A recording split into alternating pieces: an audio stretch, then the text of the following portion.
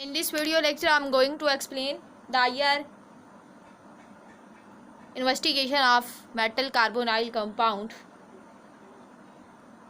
After watching this video, you can able to predict the structure of the metal carbonyl compound by using IR spectrum as well as IR data. This video will be helpful for MSc and BSc students as well as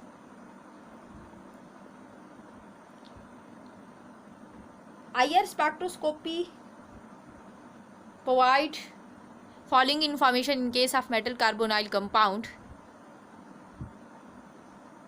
It confirms either metal carbonyl compound synthesized during a reaction or not. It also provides information about the metal carbon sigma bond formation. It also provides information about the purity of the ligand of the metal carbonyl compound. It means that either metal carbonyl compound are composed of only one type of ligand, that is carbon monoxide, or other type of ligand are also attached to all the metal carbonyl compound. It also provides information about the ligand that are attached in addition to metal carbonyl compound. Either they are donating in nature or withdrawing in nature. So we can say that IR spectroscopy in case of metal carbonyl compound is very important because it provides almost all type of information about the structure of the metal carbonyl compound and their derivative as well as. So in order to predict the structure of the metal carbonyl compound, one should know how IR spectroscopy will be helpful in order to elucidate the structure of the metal carbonyl as well as metal carbonyl mixed complex or non-homoleptic metal carbonyl compound. So in this video, I explain the IR investigation of homoleptic and non-homoleptic metal carbonyl compound and factor affecting the stitching vibration of the metal carbonyl compound. After watching this video, you can able to predict any type of spectrum or IR data with respect to carbon monoxide ligand in case of metal carbonyl compound. As we know that metal carbonyl compound will be formed when metal react with carbon monoxide ligand, then metal carbonyl compound will be formed.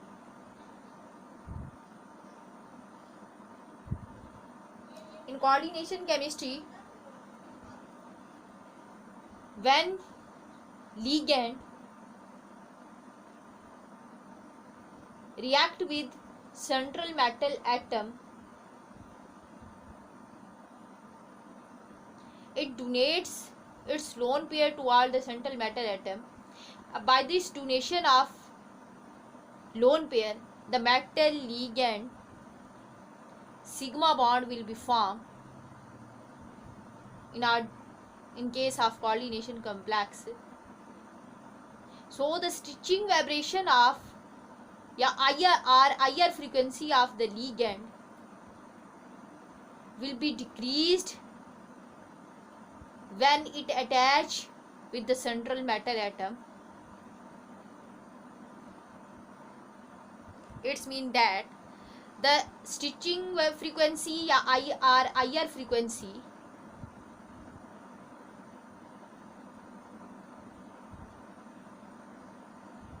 of a ligand in free state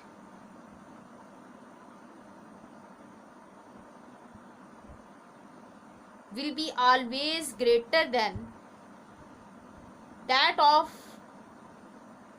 ligand which is attached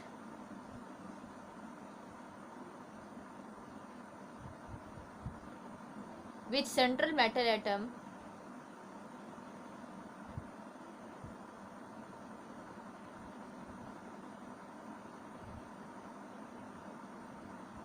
in complex compound.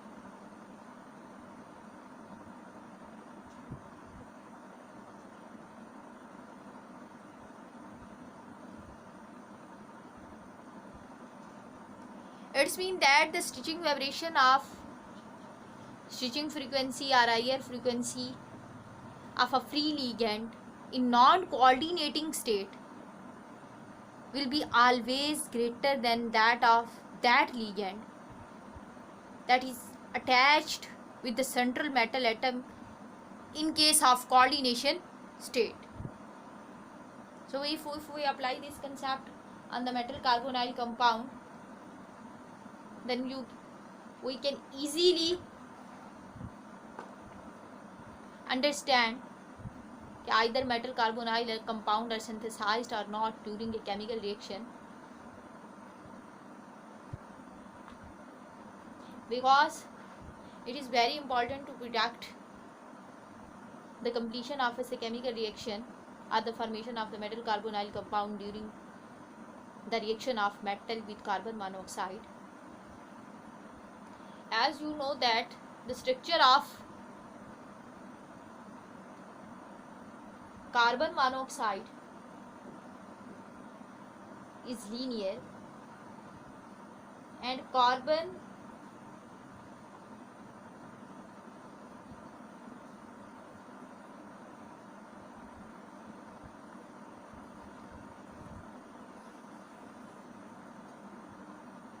and there is a triple bond between the carbon monoxide compound.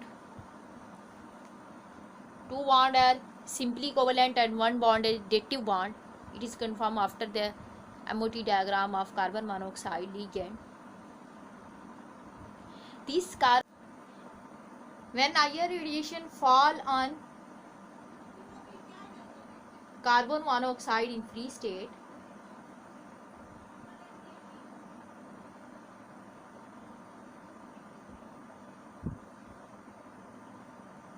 then carbon monoxide will appear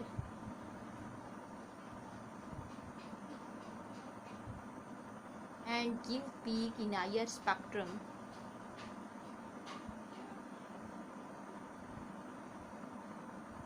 at the position of 2143 centimeter inverse.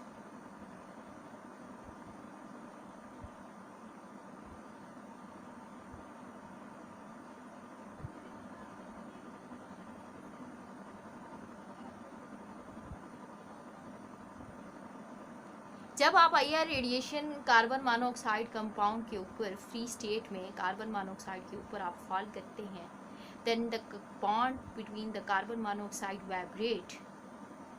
Energy gap will be produced after the absorption of IR radiation. We get spectrum. We get a peak in IR spectrum at the range of 2143 centimeter inverse. That will be almost in this case. आपको 21, 30, 43 centimetre inverse पे strong peak obtain होती है. That's confirm that कि the carbon monoxide triple bond will be appeared at 2143 centimeter inverse in case of free state. जब आप इसी carbon monoxide का reaction करते हो मेटल कार्बोनाइल के साथ,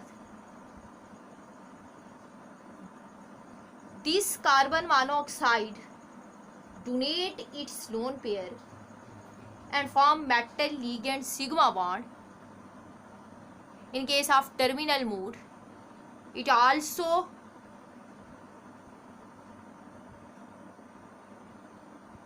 form pi back bonding with metal carbonyl compound. Then its stitching vibration will be decreased from the value of 2143 centimeter inverse.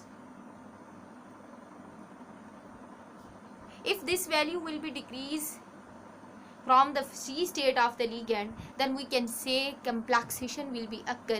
If this value will not decrease, then according to coordination chemistry, according to IS spectroscopy, experimental value of IS spectroscopy, we can't say that the coordination compound, that means कि metal carbonyl will be formed during a reaction. सबसे पहले हम ये देखना चाहेंगे, ये confirm करेंगे कि why ligand when ligand attach with the central metal atom, why the stitching vibration of the metal carbonyl or stitching vibration of carbon monoxide will be decreased when it's attached with central metal atom.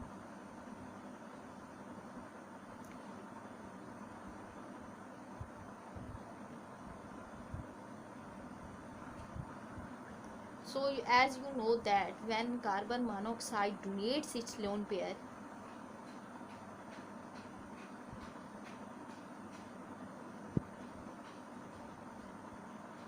central metal atom, metal have empty orbital, in this case according to VBT, and ligand have filled orbital.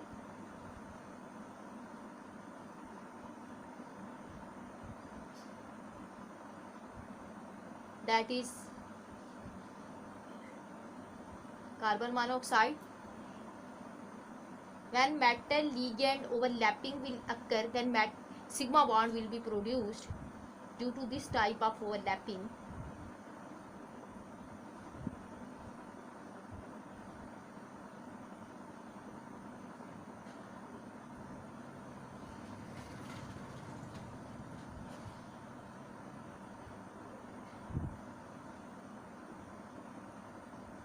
जैसे ही metal का carbon के साथ sigma bond create होता है,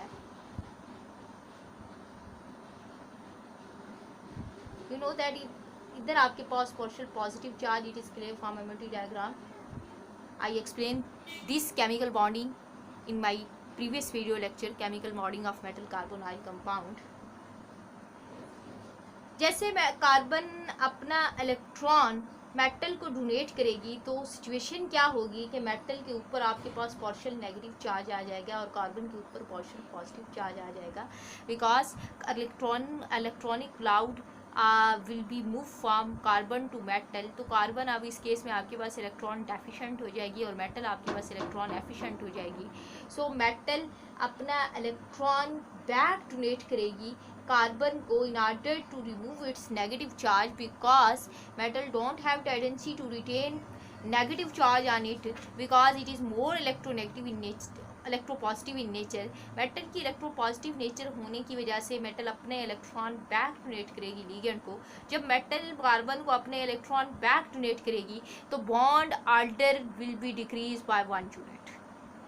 और bond order किस तरह से डिक्रीज होगा, इसका ये पार्शियल पॉजिटिव चार्ज रिमूव होगा और ये ऑक्सीजन अपना लोन पेयर बैक अटेन कर लेगी. तो इन दिस केस आपके पास जो स्ट्रक्चर ऑब्टेन होगी दैट्स विल बी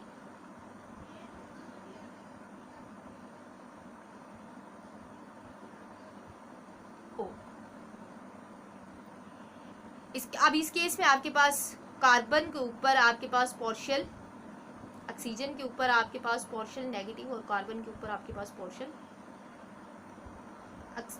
मेटल के ऊपर आपके पास पार्शियल पॉजिटिव, कार्बन के ऊपर पार्शियल नेगेटिव और ऑक्सीजन अपना लोन पेयर गेन कर लेगी. अगर आप इस सिचुएशन को कंपेयर करो इस सिचुएशन से, फ्री सिचुएशन से, दैट इज दिस सिचुएशन, अगर हम इस चीज़ को कंपेयर करें तो इस केस में आपके पास ऑक्सीजन के ऊपर पार्शियल पॉजिटिव और कार्बन के ऊपर पार्शियल नेगेटिव और कार्बन के ऊपर एक लोन पेयर भी ऑलरेडी अवेलेबल था.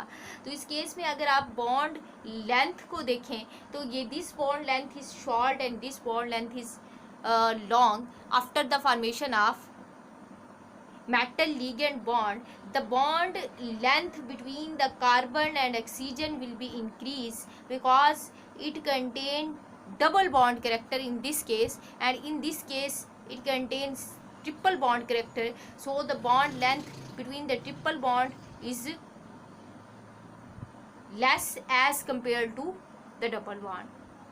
ऐसा क्यों होता है? क्योंकि जब कार्बन इसको इलेक्ट्रॉन डोनेट करती है और मेटल जब बैक डोनेट करती है इलेक्ट्रॉन को, तो मेटल के ऊपर पार्शियल पॉजिटिव और कार्बन के ऊपर पार्शियल नेगेटिव चार्ज अटेन होता है।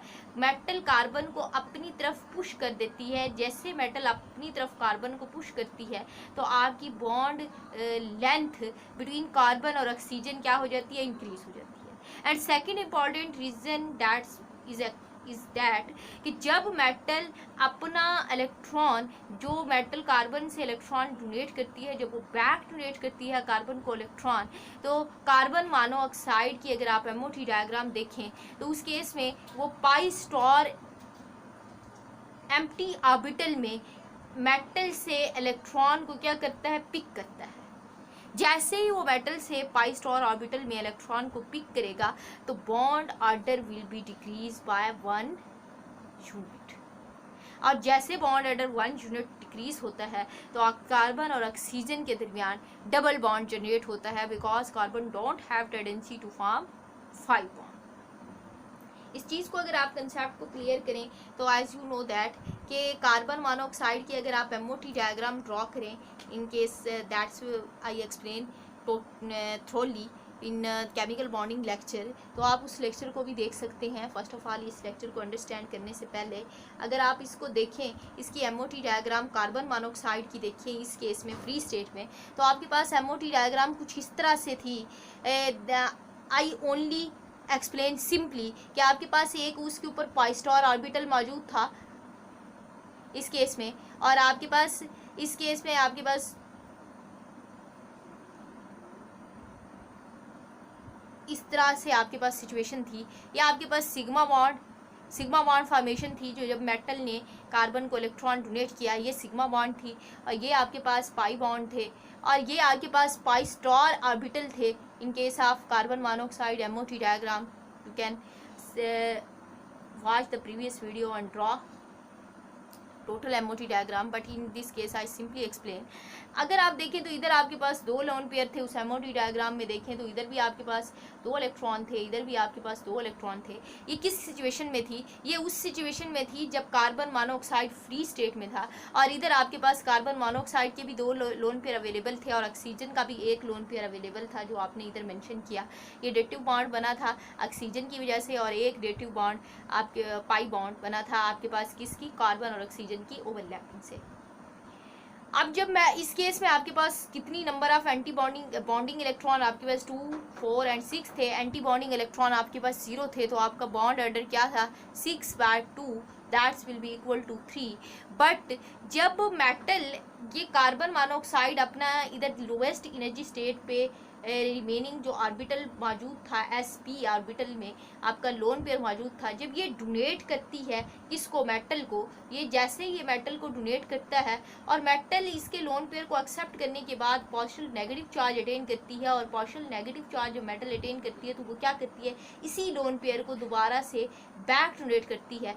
तो ये लोन पेयर बैक डोनेट कहाँ होता है? This lone pair will be back donated to the pi star empty orbital of carbon monoxide.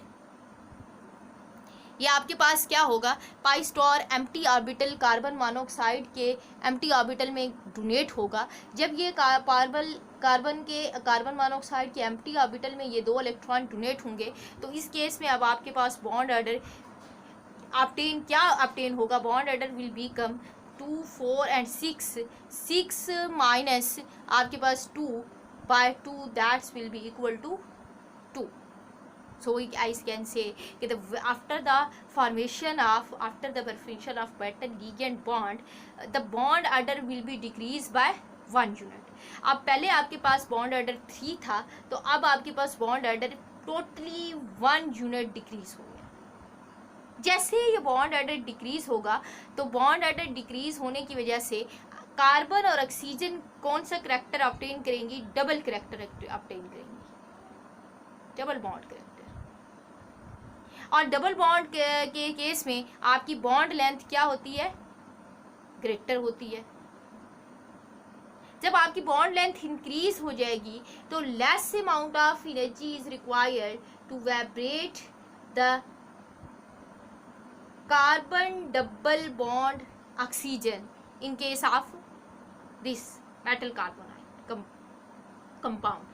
क्योंकि आप लोग फोकस हम लोग किस चीज़ पे कर रहे हैं, हम लोग फोकस लिगेंड के पोर्शन पे कर रहे हैं, हम इस पोर्शन पे नहीं कर रहे। ये बॉन्ड तो आपका मेटल और इसका बॉन्ड कार्बन का बॉन्ड तो आपके पास स्ट्रॉन्ग है, हम इस चीज़ को फोकस नहीं करें, हम इस पोर्शन को फोकस कर रहे हैं। Because we have to compare the stitching vibration of this carbon monoxide in free state and the stitching vibration of this carbon monoxide in case of sigma bond formation in case of coordination compound। जब ये coordinate covalent bond बना लेती है metal के साथ और पाई back bonding करती है, तो फिर आपके पास डबल बॉन्ड करेक्टर इंक्रीज होता है। Bye increasing the double bond character the bond length will be greater and bond strength आपके पास क्या हो जाती है, स्मॉल हो जाती है।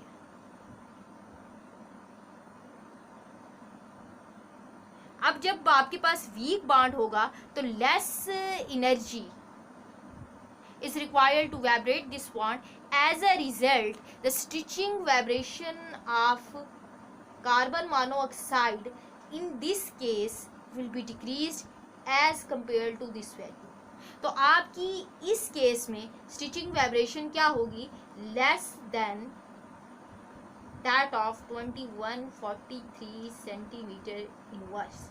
तो यही बात तो हमने स्टार्ट में बोली थी कि अकॉर्डिंग टू कोऑर्डिनेशन केमिस्ट्री, जब मेटल लिगेंड के साथ डेटिव बॉन्ड बनाती है तो लिगेंड की आपके पास free stretching vibration in case of free state will be always greater than that of the stitching vibration of the ligand in case of coordination complex.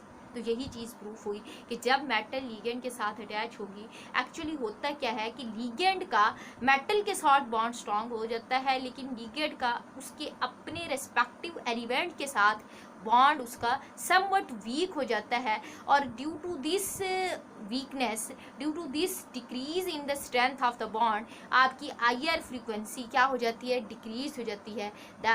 From this decrease in IR frequency we can confirm that metal carbonyl compound will be form और coordinate covalent compound will be form, coordinate covalent complex compound will be form. इसी decrease को हम observe करके हम बता सकते हैं कि ये आपके पास मेटल का कार्बन के साथ कोऑर्डिनेट कोवेलेंट बॉन्ड जनरेट हो चुका है इन केस ऑफ कॉम्प्लेक्सेशन।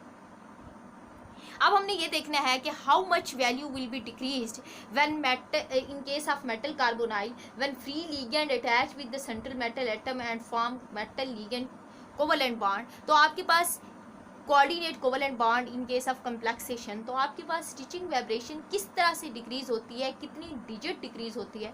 तो it is experimentally observe that in case of metal carbonyl formation the stitching vibration will be decreased and appear metal carbonyl complex pair at 2125 centimetre inverse to 1850 centimetre inverse. कि metal carbonyl हमेशा 2125 से 1850 की range में लाई करते हैं। और ये metal carbonyl का मूड कौन सा है, ये मेटल कार्बोनाइल का टर्मिनल मूड है, क्योंकि इस केस में कार्बन मोनोऑक्साइड ने अपने दो लोन पेयर, अपने दो इलेक्ट्रॉन एट ए टाइम एक मेटल को डोनेट किए हैं। तो ऐसा मूड उसको आप क्या बोलते हो, terminal. The terminal mood of metal carbonyl always appear in IR spectrum at 2125 centimeter inverse to 1850 centimeter inverse। तो आपके पास ये आपकी अगर फ्री कार्बोनाइल की कार्बन मोनोऑक्साइड की फ्री CO की पीक है, तो आपके पास जो नेक्स्ट पीक ऑब्टेन होगी, अगर आपके पास this range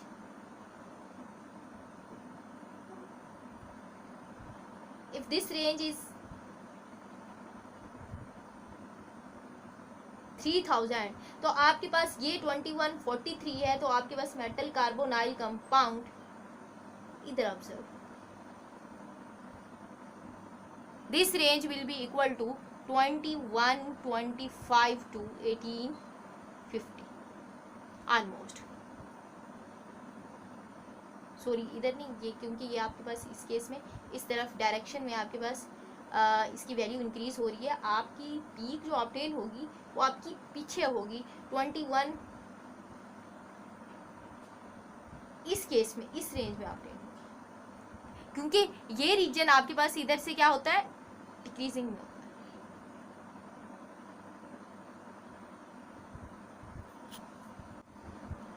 In IR spectrum, the metal carbonyl peak will be observed at the range of 2125 to 1850 centimeter inverse. It's mean that in this case आपकी जो पीक होगी वो 2143 से लेस होगी।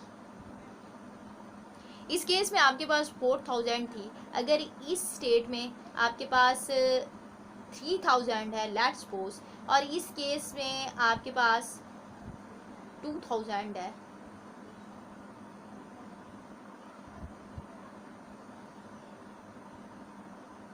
तो आपकी मेटल कार्बोनाइल अगर इधर आपकी 2000 थी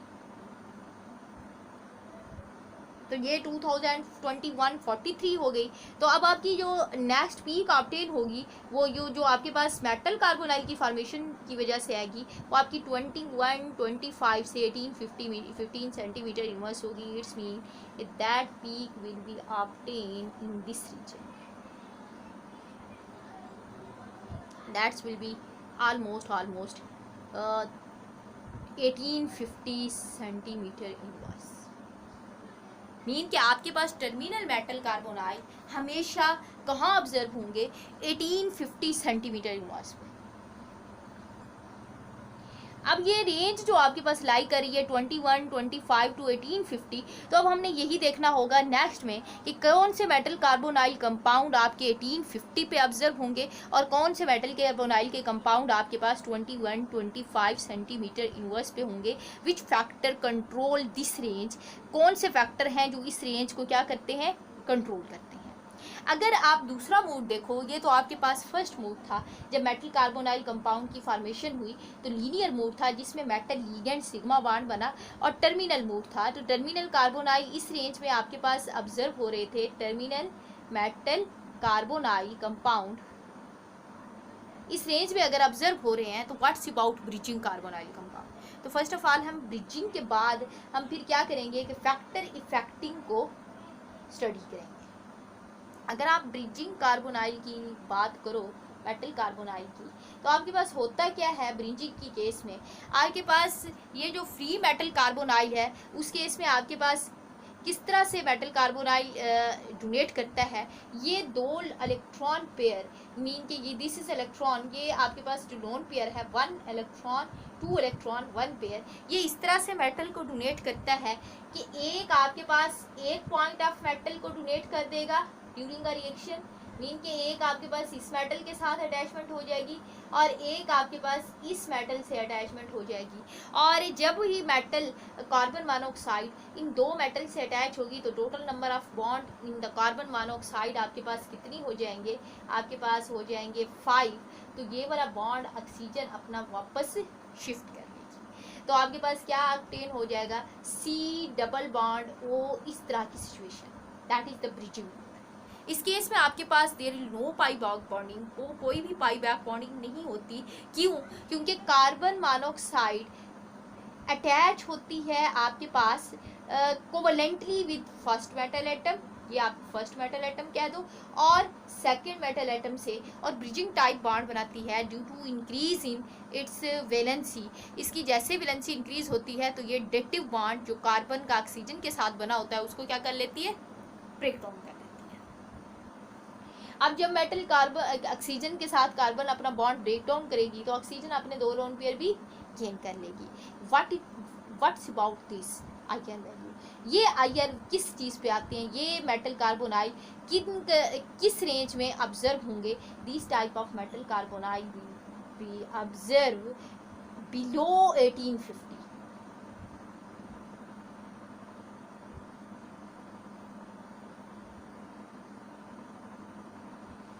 आपके पास ये वाले मेटल कार्बोनाइल 1850 से बिलो लाई करते हैं। इट्स मीन कि इनकी पीक, अगर इसकी पीक 1850 सेंटीमीटर पे आई है इन कार्बोनाइल की टर्मिनल की 18 आपके पास 50 सेंटीमीटर इनवर्स पे अपीयर हुई है, तो ये वाले जो मेटल कार्बोनाइल होंगे ये बिलो आएंगे 1850 पे।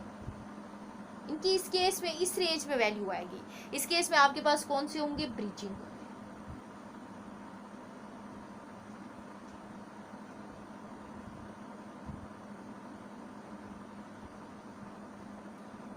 अब ब्रिजिंग अगर आप इस तरह से इनकी स्ट्रक्चर के अकॉर्डिंग इनको एक्सप्लेन करो तो आप इस तरह से करोगे कि ये आपके पास वो वाले मेटल कार्बोनाइल हैं, ये ब्रिजिंग का रीजन है जिसमें आपके पास इस तरह की केमिकल बॉन्डिंग ऑब्टेन होती है, और ये वो वाले मेटल कार्बोनाइल हैं जिनमें आपके पास इस तरह से केमिकल बॉन्डिंग होती है, इस तरह से कि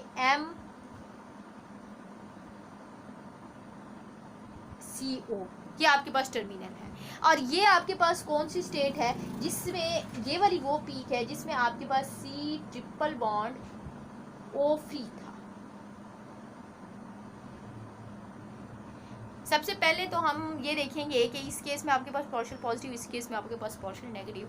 फर्स्ट ऑफ ऑल ये रीज़न तो हमने कंफर्म कर ली कि कार्बन मोनोऑक्साइड की स्टिचिंग वाइब्रेशन क्यों डिक्रीज हुई, आपके पास 1850 पे क्यों आया, उसकी हमने एक रीज़न एक्सप्लेन की, due to pi back bonding. आपका बॉन्ड ऑर्डर डिक्रीज हो जाता है by decreasing the bond order, तो आपके पास डबल बॉन्ड कैरेक्टर ऑब्टेन होता है। By this double bond character due to the bond length will be increase and 1850 centimetre यूमास पे आती है। सेकेंड रीज़न आपके पास क्या होती है, सेकेंड रीज़न आपकी हाइब्रिडाइजेशन की होती है। So we can first of all we can explain the reason of the decrease in the stretching vibration of compound free case में और टर्मिनल ब्रिजिंग के केस में और टर्मिनल के केस में। ये आपके पास टर्मिनल केस, इसको T से आप रिप्रेजेंट कर दो, और ये आपके पास ब्रिजिंग केस, इसको हम B से रिप्रेजेंट कर देते हैं, और ये आपके पास फ्री पीक। अब इन तमाम को सबसे पहले फर्स्ट ऑफ ऑल हम इन तमाम पीक्स को क्या करेंगे विद रीज़न, थ्योरेटिकली रीज़न हम इनको एक्सप्लेन करेंगे। पहली रीज़न तो हम एक्सप्लेन कर चुके हैं कि फ्री के केस में आपके पास फर्स्ट रीज़न ये थी, फ्री के केस में वो आपके पास ऑब्टेन होती है 2143 सेंटीमीटर इनवर्स पे। तो एक रीज़न ये थी कि इसमें आपके पास बॉन्ड लेंथ इसकी क्या है, डिक्रीज है, because it contain sp hybridisation. sp hybridisation होने की वजह से आपके पास इसकी bond length decrease, triple bond, और इसकी bond strong, bond length b length decrease और bond strength increase. So more amount of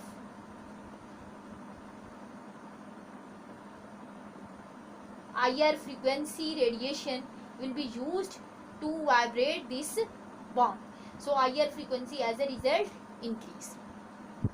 second ये आपने इसकी रीज़न एक्सप्लेन कर दी, 41 सेंटीमीटर पे अपीयर होता है। अगर आप टर्मिनल की बात करो तो आप टर्मिनल मेटल कार्बोनाइल में हमारे क्या थे कि वो उसकी हायर फ्रीक्वेंसी क्यों डिक्रीज होती है और 25 टू 1850 सेंटीमीटर पे लाई करती है, तो उसके हमारे पास दो रीज़न थी। अगर आप कंपैरिजन करो इसका इसके साथ, इस वन के साथ इस टू का, तो आप ये कह सकते हो कि एक रीज़न तो आपके पास है pi back bonding.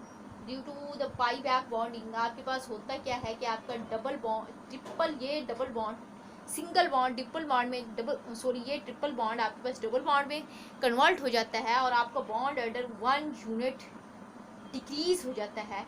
Due to decrease in this bond order this bond length will be increase and by increasing the bond length bond strength decrease. अब बॉन्ड स्ट्रेंथ डिक्रीज होने की वजह से आपकी आईआर स्टिचिंग वाइब्रेशन भी आपके पास क्या होगी, डिक्रीज होगी। अगर हम सेकंड पॉइंट ऑफ व्यू से एक्सप्लेन करें on the base of hybridisation, तो इस केस में आपकी हाइब्रिडाइजेशन sp है और इस केस में आपके पास हाइब्रिडाइजेशन sp2 है। एज वी नो दैट जैसे आपके पास s करेक्टर इंक्रीज हो अगर आपके पास हाइब्रिडाइजेशन में, तो आपकी स्टिचिंग वाइब्रेशन आपकी हाई होती है। इस केस में आपके पास कार्बन sp हाइब्रिडाइज है, so it has greater frequency, pair at a greater frequency, this bond strength will be strong and more amount of higher radiation will be required to vibrate the bond. But इस case में आपके पास s character क्या है, decrease है। In this case, in second case आपके पास s character decrease, so stitching vibration will also decrease. तो ये तो आपके पास रीज़न थी कि carbon monoxide, free carbon monoxide will be appear at 2143 centimetre inverse, but in case of coordination with metal it appear at 21 to 25 centimeter inverse to 1850 centimeter inverse. The reason, first reason is that pi back bonding will be formed and the bond length will be decreased between the carbon and oxygen atom by decrease in the bond order, that is by 1 unit. That's why the IR stitching vibration will be decreased. Second reason अगर आप बात करें तो we can say that carbon, in this case, in carbon monoxide free case, it is sp hybridized, but in this case it is sp2 hybridized. As we know that as s character increase, the stitching vibration increase and vice versa, so it is appeared at 2143 centimeter inverse, but in this case it is sp2 hybridized and its s character decrease, so it is appeared at 2125 to 1850 centimeter inverse. ये reason तो आपने explain कर ली। यहाँ से इस portion से इस portion तक डिक्रीज कैसे हुआ, इसकी रीज़न हमने क्या कर ली, एक्सप्लेन कर ली। ये आपके पास ओके हो गई। अब आपने ये देखना है कि ये तो आपके पास ओके हो गई इस रीजन की इस रीजन तक, लेकिन अब आप अगर कंपेयर करें इस केस को, इस रीजन को तो आपने एक्सप्लेन किया, बट अगर आप कंपेयर करें कि इस रीजन को इस रीजन से,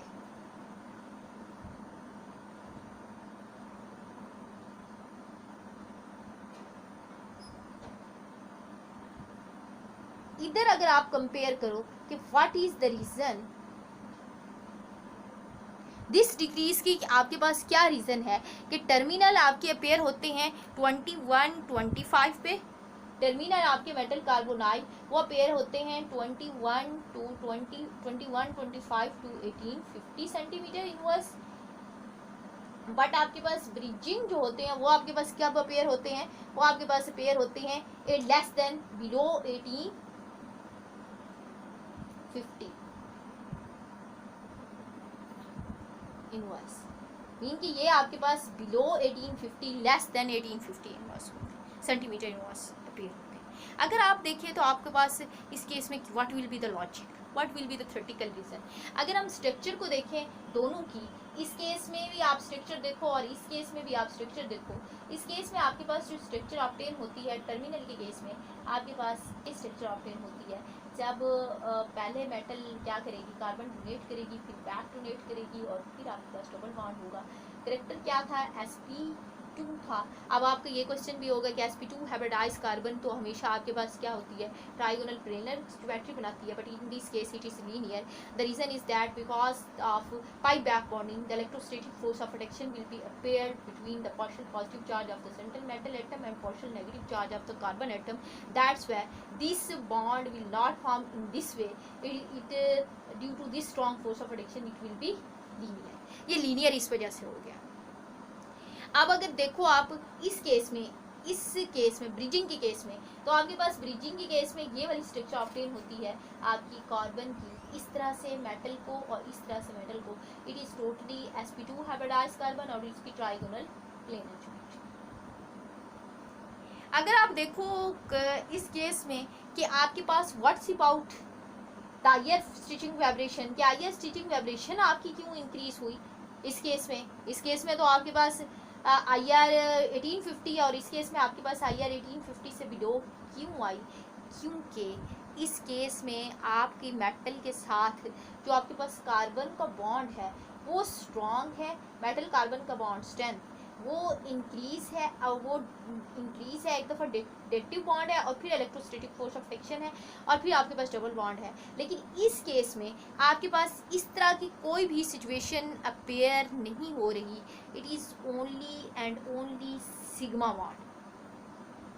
ये आपके पास सिग्मा बॉन्ड है, इसमें आपके पास सिग्मा भी बॉन्ड पेयर है और पाई भी बॉन्ड पेयर है। जब पाई बॉन्ड पेयर होने की वजह से इस केस में आपकी इलेक्ट्रॉन डेंसिटी अबव और बिलो रिक्वायर्ड होगी, तो आपके पास यहाँ जो आपकी कार्बन होगी वो मेटल के साथ स्ट्रिक्टली क्या होगी कि एज कम्पेयर टू दिस वो इतनी ज़्यादा अटैच नहीं होगी। बट इन दिस केस आपकी only and only sigma bond है, तो ये आपके पास मोर इलेक्ट्रोपॉजिटिव होती हैं, पार्शियल पॉजिटिव, और ये भी आपके पास पार्शियल पॉजिटिव होती हैं। अब ये क्या करेंगी मेटल्स, ये कार्बन की इलेक्ट्रॉन डेंसिटी को अपनी तरफ विथड्रॉ कर लेंगी। और ये भी आपके अपनी तरफ इलेक्ट्रॉन डेंसिटी विदड्रॉ कर लेंगी। जब ये इलेक्ट्रॉन डेंसिटी अपनी तरफ विदड्रॉ करेंगी तो कार्बन को अपनी तरफ पुश कर देंगी। कार्बन इस केस में आपके पास एक मेटल से पुश किया जा रहा है, बट इस केस में आपके पास एक सेंटर ये और दूसरा सेंटर आपके पास मेटल के ये। तो जब दोनों मेटल अपनी तरफ कार्बन को पुश करेंगी तो आपके पास बॉन्ड लेंथ जो होगी वो क्या हो जाएगी, इंक्रीज हो जाएगी। मीन के सी डबल बॉन्ड ओ की जो आपके पास बॉन्ड लेंथ है ये आपके पास समवट इंक्रीज हो जाएगी। अब जैसे ये बॉन्ड लेंथ इंक्रीज होगी तो आपके पास बॉन्ड स्ट्रेंथ डिक्रीज होगी, और बॉन्ड स्ट्रेंथ डिक्रीज होने की वजह से आपको less amount of energy required होगी। In other word we can say that एक तो आपके पास ये रीज़न इस तरह से आप एक्सप्लेन कर सकते हैं, सेकंड वे में आप इस तरह से भी एक्सप्लेन कर सकते हैं। अब ये कहते हैं कि in this case carbon is form two centre two electron bond. Mean कि कार्बन के पास इसकी इधर भी एक सेंटर है और इधर भी एक सेंटर है, तो कार्बन हर एक के साथ टू सेंटर बॉन्ड बना रही है। लेकिन इस केस में कार्बन थ्री सेंटर बॉन्ड बना रही है। एक कार्बन का इस सेंटर के साथ बॉन्ड है, एक कार्बन का इस सेंटर के साथ बॉन्ड है, और एक कार्बन का इस सेंटर के साथ बॉन्ड है। तो overall bond length three centre two electron में आपकी बॉन्ड लेंथ क्या हो जाती है, इंक्रीज हो जाती है।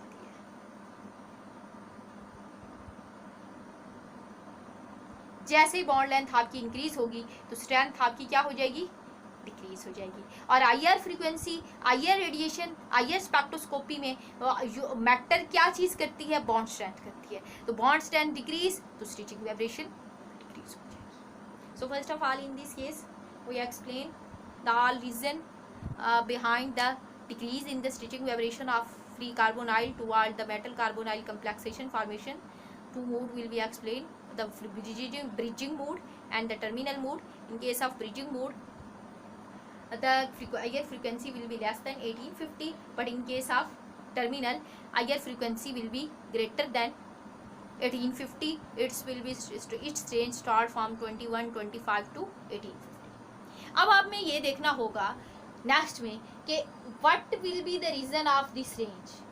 Now next new question is that कि we say that terminal mode of the metal carbonyl will be appear 2125 centimetre inverse to 1850 centimetre inverse. इसका मतलब ये है कि आपके पास एक रेंज लाई करती है। आपके मेटल कार्बोनाइल 1850 सेंटीमीटर इनवर्स पे भी अपेयर हो सकते हैं, ओके हैं। 1900 भी आपके पास मेटल कार्बोनाइल की वैल्यू हो सकती है, ओके हैं। आपके पास 1950 पे भी आ सकते हैं, अब ये भी आपके पास ओके है। अगर आप देखो तो आपके पास 1980 पे भी आ सकते हैं, ये भी आपके पास ओके होगी। 2000 पे भी आपके मेटल कार्बोनाइल अपेयर हो सकते हैं, ये भी आपके पास ओके है। लास्ट उनकी वैल्यू क्या होगी कि वो 2025 तक होंगे। ये भी आपके पास रीजन ओके, ये भी आपके पास रीजन ओके, ये भी आपके पास रेंज ओके, ये भी आपके पास रेंज ओके, और ये भी आपके पास ओके। तो आप कैसे डिसाइड करोगे कि किस टाइप के मेटल कार्बोनाइल 1850 पे आएंगे और किस टाइप के मेटल कार्बोनाइल 1900 पे आएंगे, किस टाइप के मेटल कार्बोनाइल 1950 पे आएंगे, किस टाइप के मेटल कार्बोनाइल 1980 पे आएंगे, 2000 पे आएंगे, 2001 पे आएंगे, 20 पे आएंगे, 30 पे आएंगे, 40 पे आएंगे। ये हम कैसे डिसाइड करेंगे थ्योरेटिकली। आपके ये इसकी कार्बोनाइल की रेंज इसके इस रीजन में आएगी और इन कार्बोनाइल की रेंज इस रीजन में आएगी। That is the important question.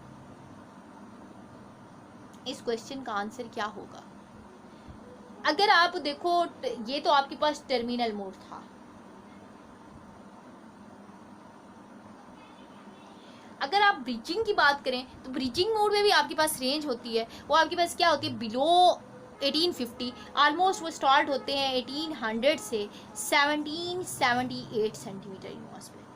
अगर आप इनकी रेंज देखो, ये आपके पास कौन से ब्रिजिंग मेटल कार्बोनाइल है, बी मेटल कार्बोनाइल, जिसको मैं ऐसे रिप्रेजेंट कर रही हूँ, ब्रिजिंग मेटल कार्बोनाइल। अगर इस चीज़ को देखो तो आपके पास ये भी आपके पास कहाँ से स्टार्ट होते हैं, एक रेंज से स्टार्ट होते हैं। अब आपको कैसे डिसाइड होगा, आप 1800 से 1778 तक जाएँ तो आपके पास काफ़ी डिजिट्स आ सकते हैं। आपके पास एक ये भी पॉसिबिलिटी हो सकती है कि ये आपके पास 1790 पे आ जाए, पेयर हो जाए, या फिर आपके पास ये भी पॉसिबिलिटी हो सकती है, सेकेंड पॉसिबिलिटी 1780 पे आ जाए। फिर आपके पास ये भी हो सकती है कि 1770 पे आ जाए, ये भी हो सकती है कि 1780 75 पे आ जाए। अब ये भी हो सकती है कि इससे समवट बिलो भी हो सकते हैं, और ये वाले मेटल कार्बोनाइल भी इस वैल्यू से बिलो भी आ सकते हैं। ठीक है, आपने एक रेंज डिसाइड कर ली, but it is not 100% sure कि आपके पास अब ये कहें कि 1850 पे ही टर्मिनल आएगा, 1850 से थोड़ा कम मीन के 10 डिजिट्स कम आपके पास, तो फिर आप ब्रिजिंग में कंसिडर करोगे। ये तमाम वैल्यूज़ जो आपके पास बिलो अपेयर हो रही है, ये जो रेंज अपेयर हो रही है, who which factor decide this range,